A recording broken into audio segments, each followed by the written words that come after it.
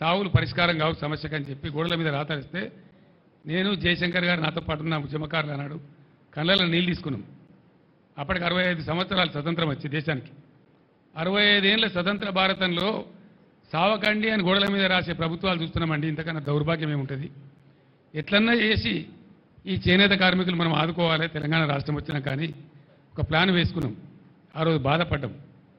అనుకున్నట్టు దేవుని దయ వల్ల నేను చెప్పిన సిరిసిల్లలో ఒకటే రోజు ఇక్కడ 11 మంది కార్మికులు చచ్చిపోతే ఆ రోజు మా పార్టీ నుంచి ఒక 50 లక్షలు తెచ్చి చెక్కు తెచ్చి ఒక చిన్న ట్రస్ట్ ఏర్పాటు చేసి వాళ్ళని సావకుండా చూడండి దయచేసి అని బతిమాలి ఇక్కడ ఈ గ్రామ పెద్దల్ని బతిమాలి ఆ ట్రస్ట్ ఏర్పాటు చేసిన ఇప్పుడు ఆ డబ్బులు ఆ ట్రస్ట్ ఇక్కడ ఉంది ఇప్పుడు సిరిసిల్లలో చెప్పి మేము చెప్పినాం దయచేసి చచ్చిపోకుండ్రి తెలంగాణ వస్తుంది తప్పక వస్తుంది వచ్చినాక మిమ్మల్ని మా బిడ్డలకి సాదుకుంటామని చెప్పి ఆర్ద్రతతో నేను ఆ సభలో చెప్పినాను.